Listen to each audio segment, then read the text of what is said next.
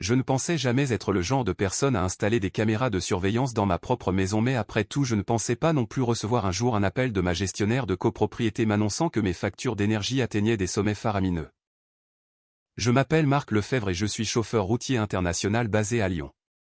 J'ai 41 ans, je suis divorcé depuis maintenant 3 ans et je vis seul dans un petit pavillon modeste dans le secteur de Meyzieux. Ce n'est pas grand-chose, juste une maison de 3 pièces que j'ai achetée après la séparation, mais c'est chez moi. Ou du moins c'est ce que je croyais.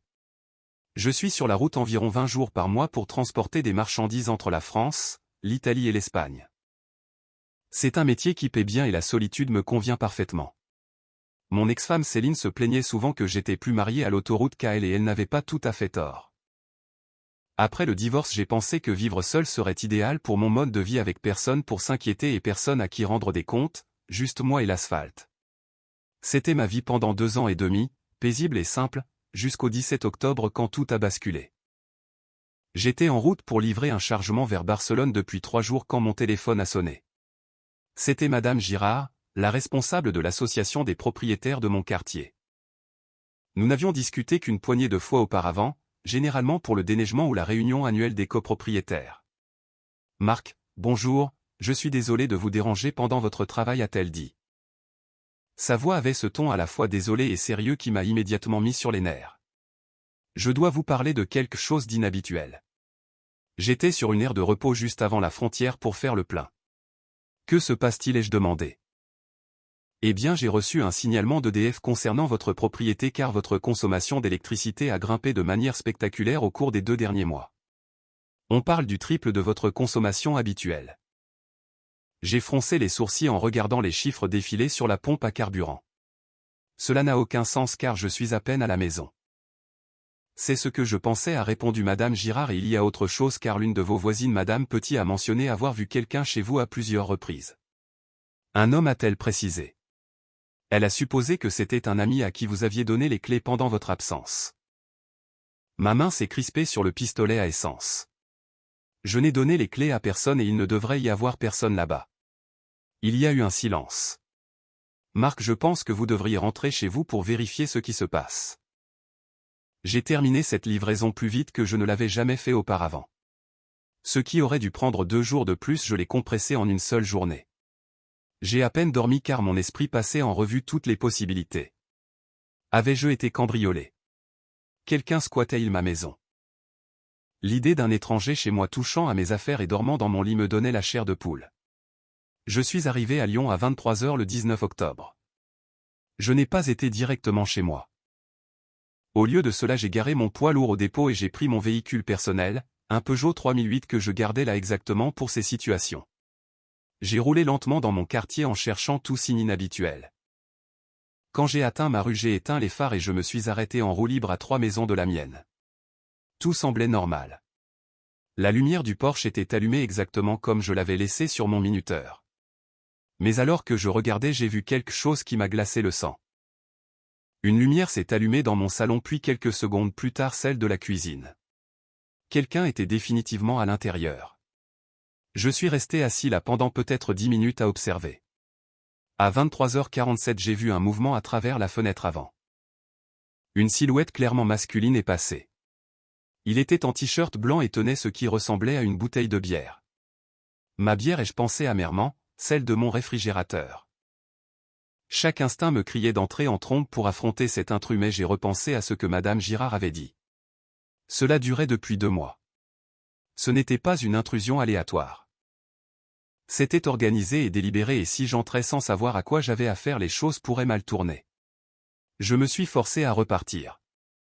J'ai pris une chambre dans un hôtel Ibis près de l'aéroport et j'ai passé la nuit éveillé à fixer le plafond en planifiant ma prochaine étape. Le lendemain matin, j'ai fait ce que j'aurais dû faire immédiatement. J'ai appelé le commissariat de police. L'officier avec qui j'ai parlé, le brigadier-chef André, était compréhensif mais prudent. Monsieur Lefebvre, nous pouvons absolument envoyer une patrouille vérifier, a-t-il dit, mais je vais être honnête avec vous car s'il n'y a aucun signe d'effraction forcée et si quelqu'un a une clé en prétendant avoir une sorte de permission pour être là, cela devient une affaire civile plutôt que criminelle. Nous voyons cela parfois avec des situations de colocataires qui tournent mal ou des litiges familiaux. Je vis seul et je n'ai donné aucune permission et j'insistais. Je comprends monsieur, mais ce que je dis c'est que cela aiderait considérablement votre dossier si vous pouviez documenter ce qui se passe. Des caméras de sécurité si possible et un enregistrement d'une entrée non autorisée nous permettraient de monter un dossier clair pour violation de domicile ou intrusion. Je l'ai remercié et j'ai raccroché. Il avait raison car même si cela me frustrait, j'avais besoin de preuves. J'ai passé la matinée dans un magasin boulanger pour acheter 3 caméras de sécurité sans fil et une sonnette connectée de la marque Ring qui enregistre sur le cloud de sorte que même si quelqu'un les trouvait, il ne pourrait pas détruire les images. J'ai aussi acheté une tablette bon marché pour surveiller les flux à distance. Cet après-midi-là, alors que j'étais certain que l'intrus serait parti, je suis retourné à ma maison. Je me suis garé à un pâté de maison et je me suis approché à pied en observant attentivement. L'endroit semblait vide. Je suis entré par la porte arrière en bougeant silencieusement même si j'étais dans ma propre maison. La violation m'a frappé immédiatement.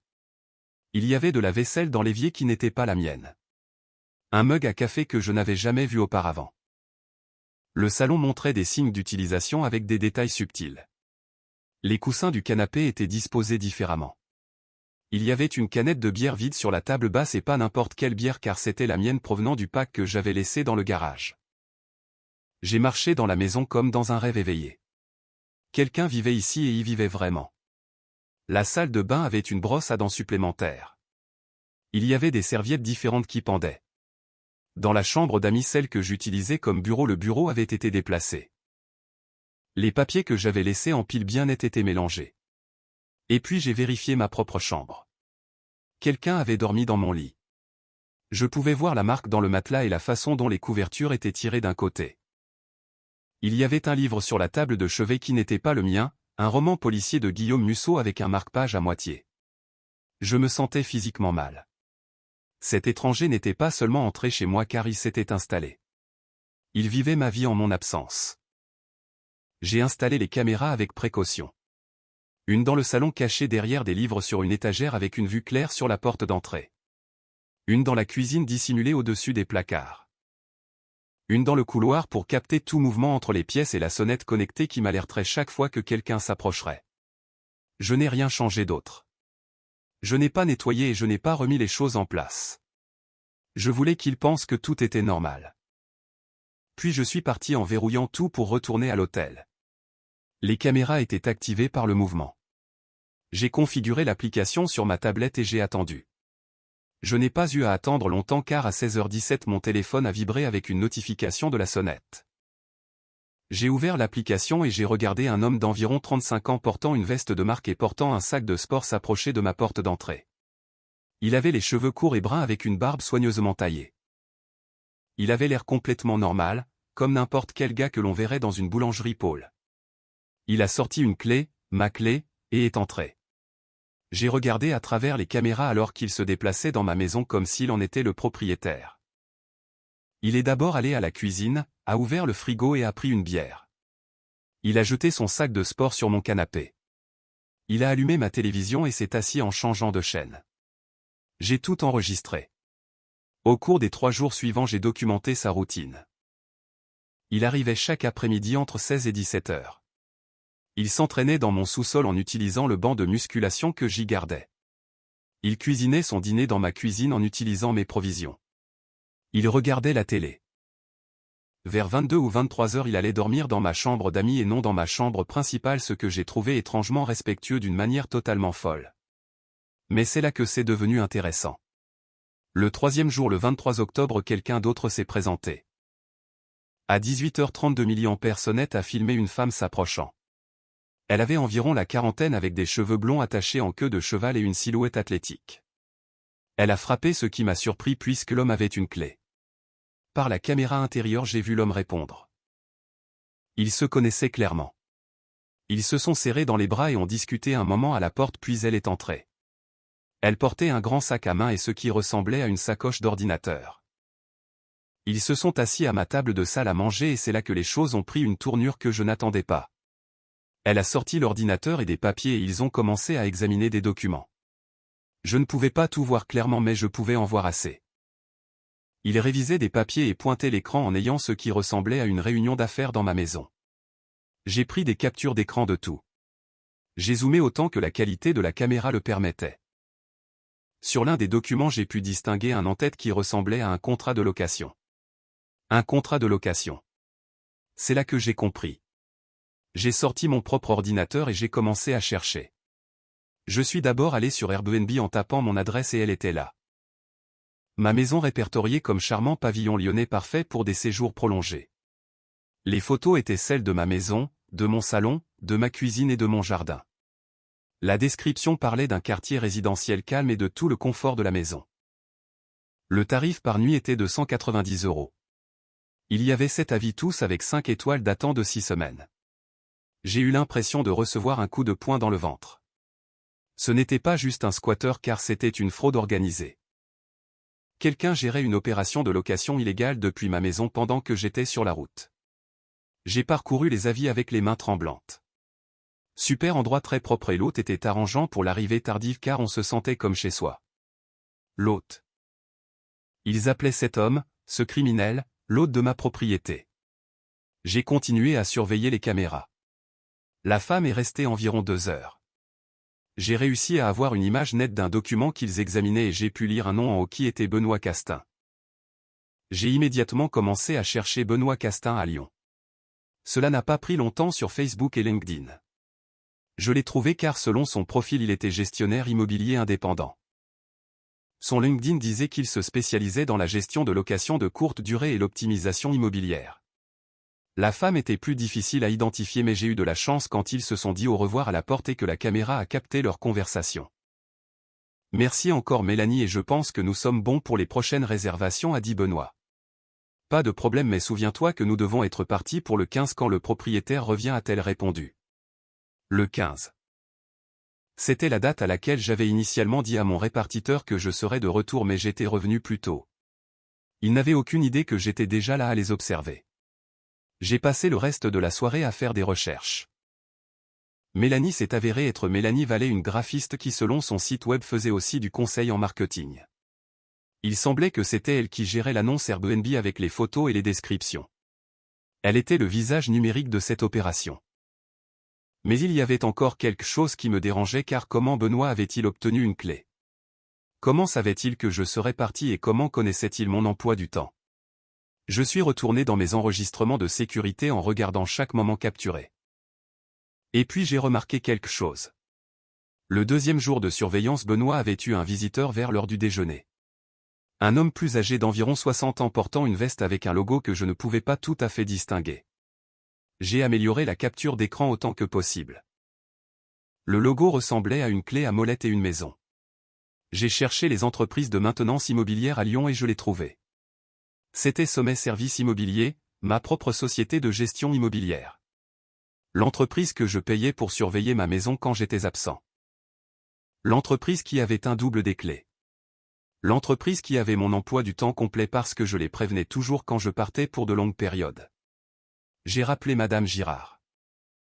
Madame Girard, est-ce que Sommet Services Immobiliers travaille avec d'autres propriétés que vous gérez ai-je demandé. Sommet Services bien sûr car c'est l'un des prestataires que nous utilisons a-t-elle répondu. Pourquoi ont-ils accès aux informations des propriétaires comme les horaires et les contacts? Il y a eu une pause. Marc, que se passe-t-il a-t-elle demandé. Je lui ai tout raconté pour la location illégale et Benoît Castin ainsi que le lien avec Sommet Services. Oh mon Dieu, a-t-elle soufflé. Marc, vous devez signaler cela immédiatement. C'est ce que je fais mais j'ai besoin de plus de preuves. Pouvez-vous vérifier si d'autres propriétaires du quartier se sont plaints d'activités inhabituelles ou de factures élevées? Elle a promis de regarder et de me recontacter. Pendant ce temps j'ai continué à surveiller. Au cours de la semaine suivante j'ai tout documenté. J'ai capturé des images de 3 clients Airbnb différents séjournant chez moi. J'ai enregistré Benoît rencontrant Mélanie 2 fois de plus. J'ai eu des images claires de l'employé de Sommet Services qui s'est avéré s'appeler Gérard Hamon selon son badge d'employé que j'ai réussi à filmer sur la sonnette. Mais la percée a eu lieu le 29 octobre. Je surveillais le flux quand Benoît et Mélanie ont eu une autre réunion. Cette fois leur conversation était clairement audible grâce au micro de la caméra. Gérard devient nerveux a dit Mélanie car il pense que ce type Lefebvre va finir par s'en rendre compte. Il ne le fera pas a répondu Benoît avec confiance car c'est un routier qui n'est jamais à la maison.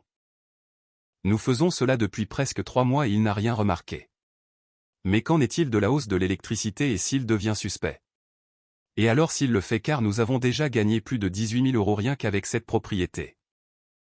Même si nous devons arrêter, nous avons 4 autres maisons dans la rotation. 4 autres maisons. Ce n'était pas seulement moi. C'était une opération criminelle ciblant plusieurs propriétés. Mélanie a sorti son téléphone. Je m'inquiète pour celle de la rue de la République car le propriétaire ne part que 2 semaines par mois et c'est un peu juste. On s'en sortira car Gérard a été prudent en choisissant les propriétés dont les propriétaires sont souvent hors de la ville. Toutes les clés de secours sont facilement accessibles via Sommet Service et c'est infaillible. J'avais tout enregistré. Le lendemain matin, le 1er novembre, je suis entré au commissariat de police avec ma tablette, mon ordinateur et un dossier rempli de captures d'écran imprimées et de documents. La lieutenante assignée à mon cas était Rebecca, ou une femme vive d'une trentaine d'années qui a écouté mon histoire avec une inquiétude croissante. « Monsieur Lefebvre, vous avez fait un excellent travail de documentation », a-t-elle dit après avoir examiné mes preuves. C'est clairement de la fraude organisée avec violation de domicile et vol de service ainsi que potentiellement usurpation d'identité selon la façon dont il présente la propriété. Il y a au moins 4 autres propriétés impliquées, ai-je précisé car ils les ont mentionnées devant la caméra. La lieutenante Wu a haché la tête. Nous devrons enquêter sur celle-là et connaissez-vous les adresses? L'une est rue de la République mais je ne connais pas les autres. Nous travaillerons avec votre société de gestion pour identifier les cibles potentielles car si ce Gérard Hamon avait accès à plusieurs propriétés par son emploi, nous pouvons réduire la liste. Au cours des 2 semaines suivantes, la lieutenante Wu et son équipe ont monté leur dossier. Ils ont identifié les 4 autres propriétés, toutes appartenant à des personnes qui voyageaient fréquemment pour le travail. Ils ont interrogé Gérard Hamon qui a craqué presque immédiatement et a fourni des informations détaillées sur l'opération. Il s'est avéré que Benoît l'avait approché 6 mois plus tôt avec ce plan. Gérard identifiait les propriétés appropriées et fournissait les clés ainsi que les horaires en échange de 20% des bénéfices. Ils avaient gagné plus de 73 000 € au total. L'opération d'interpellation a eu lieu le 14 novembre. La police a attendu que Benoît et Mélanie soient tous les deux chez moi pour rencontrer un client Airbnb qui arrivait pour un séjour de 3 jours. Quand ils ont frappé à la porte, l'expression sur le visage de Benoît est quelque chose que je n'oublierai jamais. J'étais là debout derrière les officiers en regardant alors qu'ils l'arrêtaient, lui et Mélanie. La cliente Airbnb, une jeune femme de Paris venant pour une conférence, était mortifiée quand elle a appris la vérité. Elle ne savait pas car aucun des clients ne savait. Ils avaient tous réservé via la plateforme en payant leur argent et pensaient séjourner dans une location légitime. Benoît Castin a été inculpé de violation de domicile et escroquerie de plus de 5 000 € ainsi que vol et association de malfaiteurs. Mélanie Vallet a fait face à des accusations similaires pour son rôle dans la gestion des annonces et la collecte des paiements. Gérard Hamon a été inculpé d'abus de confiance et de complot. Le procès a eu lieu au printemps suivant. J'ai dû témoigner en montrant les heures de vidéosurveillance que j'avais collectées. Le procureur a utilisé ma documentation comme pilier du dossier. L'avocat de Benoît a essayé de faire valoir que puisqu'il n'y avait pas d'entrée forcée et que les clients étaient des locataires légitimes, les accusations étaient exagérées, mais le juge n'a pas été compatissant. Au final, Benoît a été condamné à 2 ans de prison ferme et 5 ans de mise à l'épreuve. Mélanie a pris 18 mois. Gérard, qui a pleinement coopéré, a obtenu une peine avec sursis. Tous les 3 ont reçu l'ordre de verser des dommages et intérêts répartis entre les 5 propriétaires victimes. Ma part était d'un peu plus de 14 000 €, ce qui couvrait approximativement les factures d'électricité ainsi que le coût du changement de toutes mes serrures et du système de sécurité, sans oublier la violation de savoir que des étrangers avaient vécu chez moi. Mais l'argent n'était pas vraiment le problème. Le point central était que j'avais fait confiance au système. J'avais engagé une société de gestion spécifiquement pour garder ma maison en sécurité pendant que je travaillais et quelqu'un au sein de ce système avait trahi cette confiance en vendant l'accès à mon espace privé pour de l'argent. J'ai vendu la maison 6 mois plus tard car je ne pouvais plus y vivre. Chaque fois que je traversais ces pièces, je voyais Benoît assis sur mon canapé buvant ma bière et dormant dans ma chambre d'amis. Je voyais Mélanie à ma table de salle à manger, calculant les bénéfices tirés de ma propriété. Je voyais Gérard Hamon donner ma clé comme si je n'avais aucune importance et comme si ma maison n'en avait pas. J'ai acheté un appartement à la place dans un immeuble sécurisé avec un gardien présent 24 heures sur 24. J'ai installé des caméras partout. Je vérifie les flux plusieurs fois par jour, même quand je ne suis parti que pour quelques heures. Mon ex-femme Céline m'a appelé après avoir entendu ce qui s'était passé. « Marc, c'est horrible et est-ce que tu vas bien ?» Je lui ai dit que j'allais bien mais je ne suis pas sûr que c'était tout à fait vrai. Certaines violations ne peuvent pas vraiment se mesurer en euros. Quelqu'un a pris mon sanctuaire et mon espace privé pour en faire une marchandise. Ils ont vendu l'accès à ma vie et à mes affaires ainsi qu'à mon lit. Ils en ont fait une transaction commerciale pendant que j'étais dehors à travailler pour payer tout cela. Les 4 autres propriétaires ont vécu des expériences similaires. Une femme nommée Amanda m'a dit avoir trouvé des avis sur sa maison en ligne parlant de la chambre principale confortable et de la cuisine bien garnie. Des inconnus avaient perquisitionné sa maison comme s'il s'agissait d'un hôtel. Une autre victime, Marcus, a découvert que quelqu'un avait parcouru ses documents personnels pendant son séjour et ses informations d'identité avaient été compromises. Il a passé des mois à gérer des demandes de cartes de crédit frauduleuses.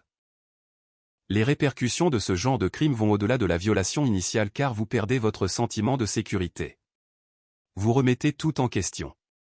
Chaque fois que quelque chose semble déplacé, vous vous demandez si quelqu'un est encore entré dans votre espace. Sommet Services Immobiliers a fait faillite dans les 3 mois suivant les arrestations. Les propriétaires ont affirmé n'avoir aucune connaissance des activités de Gérard mais les dommages à leur réputation ont été catastrophiques. Aucun de nous ne croyait qu'ils étaient complètement ignorants car comment un employé peut-il avoir ce genre d'accès sans aucune surveillance? Il y a eu des poursuites civiles aussi et les 5 propriétaires ont poursuivi Sommet Services. Nous avons réglé à l'amiable pour des montants non divulgués mais c'était suffisant pour avoir l'impression qu'une certaine justice avait été rendue sur ce front également. J'ai beaucoup appris de cette expérience avec des choses que j'aurais aimé savoir avant que cela n'arrive. Premièrement, si vous voyagez fréquemment, ne faites pas simplement confiance au fait que votre propriété est sécurisée. Installez des caméras même si vous faites confiance à votre société de gestion car il faut faire confiance mais vérifier. Ces caméras étaient la seule raison pour laquelle j'avais assez de preuves pour poursuivre. Deuxièmement, surveillez vos factures d'énergie de près car cette hausse de la consommation était le premier signal d'alarme mais je ne l'ai pas vu jusqu'à ce que Madame Girard attire mon attention dessus. Si j'avais fait plus attention, j'aurais pu attraper cela des mois plus tôt. Troisièmement, établissez des relations avec vos voisins car Madame Petit, la voisine qui a remarqué quelqu'un chez moi, essayait de veiller sur moi. Si je l'avais mieux connue et si je lui avais dit explicitement que personne ne devait être là quand je suis parti, elle m'aurait peut-être appelé directement au lieu d'en parler simplement à Madame Girard. Quatrièmement, ne donnez pas de double des clés à des entreprises sans faire des vérifications approfondies et même dans ce cas envisagez des alternatives comme des serrures intelligentes avec des codes temporaires que vous pouvez contrôler à distance ou des boîtes à clés sécurisées avec des combinaisons tournantes. Tout ce qui vous donne plus de contrôle et moins de confiance aveugle est bon à prendre. Cinquièmement, vérifiez si votre propriété est répertoriée sur des plateformes de location. Cherchez simplement votre adresse sur Airbnb ou Le Bon Coin et des sites similaires car cela semble évident maintenant mais il ne m'est jamais venu à l'esprit que quelqu'un serait assez audacieux pour lister ma propriété à mon insu. Il comptait sur cette hypothèse. Enfin, si quelque chose semble anormal, agissez immédiatement et n'attendez pas sans chercher à rationaliser. J'ai eu de la chance de rentrer quand je l'ai fait et d'avoir suivi mes instincts pour enquêter avant d'affronter qui que ce soit car si j'avais attendu plus longtemps, qui sait à quel point cela aurait pu empirer. L'impact psychologique de ce genre de crime est quelque chose dont les gens ne parlent pas assez.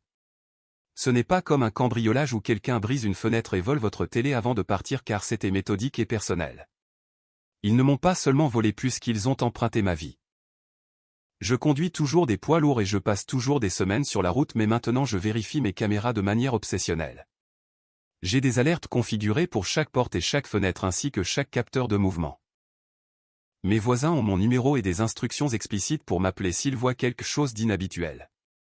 Je suis probablement allé trop loin avec la sécurité mais je m'en fiche car on ne se fait violer ainsi qu'une seule fois avant de devenir paranoïaque.